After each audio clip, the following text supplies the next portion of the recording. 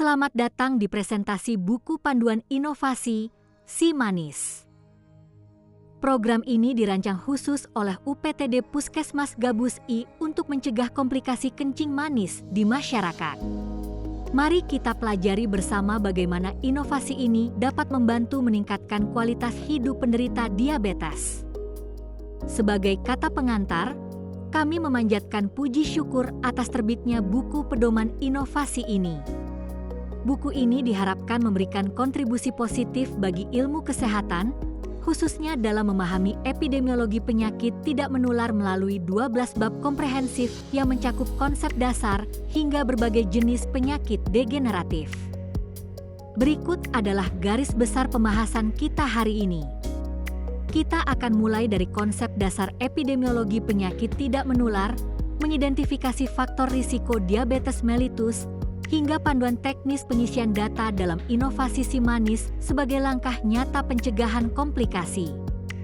Kita akan memasuki bab 1 yang membahas konsep epidemiologi penyakit tidak menular. Materi ini menjadi fondasi penting bagi kita di UPTD Puskesmas Gabus I untuk memahami pola penyebaran penyakit di wilayah kerja kita.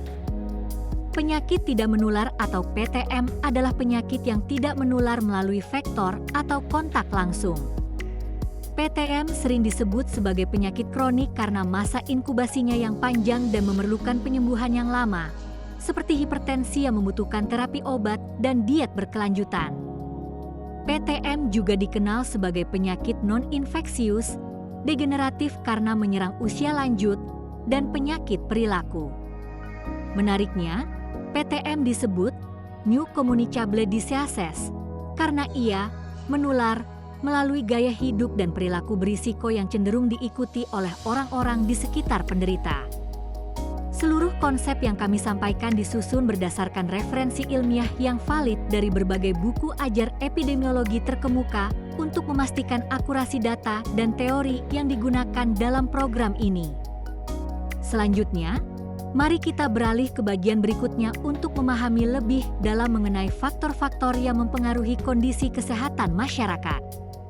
Sekarang kita masuk ke pembahasan spesifik mengenai diabetes mellitus. Kita akan membedah apa saja faktor risiko yang memicu penyakit ini dalam kerangka penyakit tidak menular. Saat ini terjadi tren peningkatan PTM secara global, di mana WHO melaporkan PTM bertanggung jawab atas 71% kematian di dunia. Faktor risiko PTM terbagi menjadi dua kategori besar, faktor yang tidak dapat diubah karena faktor biologis bawaan, dan faktor yang dapat diubah yang berkaitan erat dengan perilaku kita. Faktor pertama yang tidak dapat diubah adalah usia. Seiring bertambahnya usia, fungsi organ tubuh seperti elastisitas pembuluh darah dan produksi insulin akan menurun. Meskipun penuaan tidak bisa dihentikan, pola hidup sehat sejak muda dapat memastikan kita tetap produktif tanpa PTM di masa tua. Faktor kedua adalah jenis kelamin.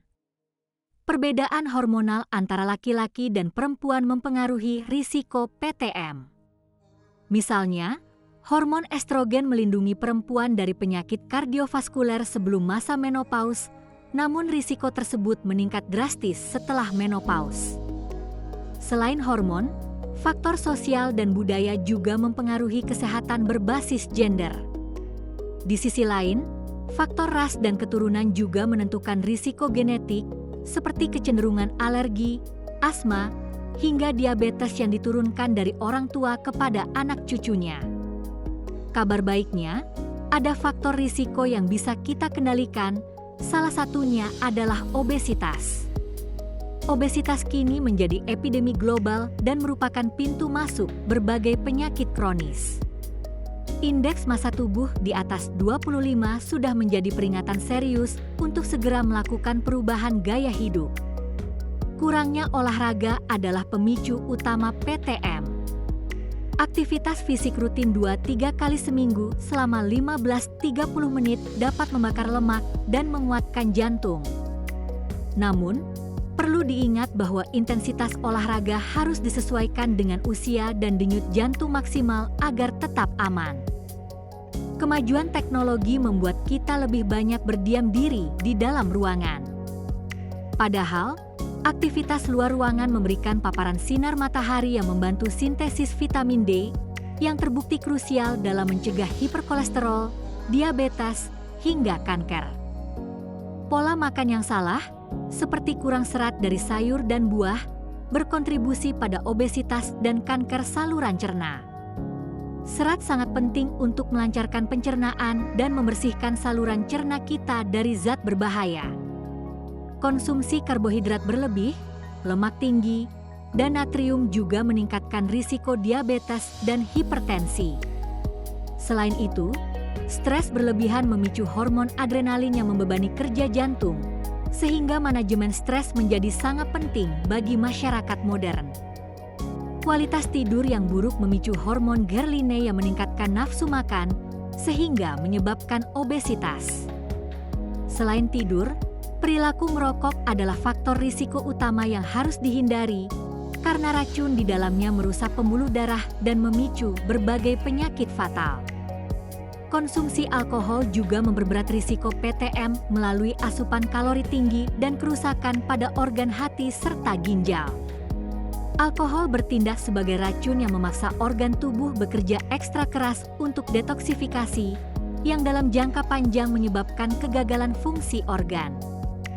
Faktor risiko modern yang relatif baru adalah kecanduan handphone.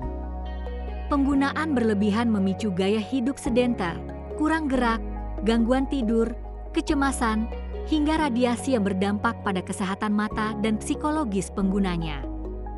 Memahami faktor-faktor risiko tersebut adalah langkah awal. Sekarang, mari kita lihat bagaimana aplikasi praktis dari inovasi SiManis dalam membantu pemantauan kesehatan. Bagian ini akan menjelaskan secara teknis tata cara pengisian inovasi SiManis. Kami merancang sistem ini agar mudah diakses dan digunakan oleh seluruh pasien diabetes di wilayah Puskesmas Gabus I. Tahap pertama sangat mudah. Silakan buka aplikasi pemindai di ponsel Android Anda dan scan barcode yang tersedia. Ini adalah pintu masuk digital untuk mulai memantau kondisi kesehatan Anda secara mandiri. Setelah berhasil masuk melalui barcode, tahap kedua adalah memilih fitur yang tersedia. Menu-menu di dalamnya telah disesuaikan dengan kebutuhan pemantauan rutin penderita diabetes. Pada tahap ketiga, Anda diminta untuk mengisi link atau formulir digital yang tersedia. Pastikan data yang dimasukkan akurat agar tenaga medis kami dapat memberikan tindak lanjut yang tepat. Inovasi SiManis berfokus pada 3 pilar utama: edukasi berbasis digital, pemantauan mandiri menggunakan alat portabel, dan modifikasi gaya hidup terpadu. Tujuannya adalah kontrol gula darah yang berkelanjutan sesuai standar medis terkini. Sob SiManis mencakup penilaian awal melalui screening mandiri, pengaturan diet rendah glikemik, dan aktivitas fisik rutin. Setiap hasil pengukuran harus dicatat dan dilaporkan secara berkala melalui sistem perangkat daerah yang terverifikasi. Tahapan pelaporan inovasi melibatkan penyusunan profil, pengisian data elektronik sebagai bukti pendukung, verifikasi oleh Dinas Kesehatan, hingga pengiriman laporan akhir. Proses ini memastikan bahwa inovasi kita memiliki dampak nyata dan data yang valid. Sebagai penutup, inovasi SiManis terbukti efektif meningkatkan kepatuhan pasien dalam mengontrol gula darah. Kami menyarankan agar program ini terus berlanjut dengan dukungan lintas sektor dan pengembangan media digital agar jangkauan manfaatnya semakin luas bagi masyarakat.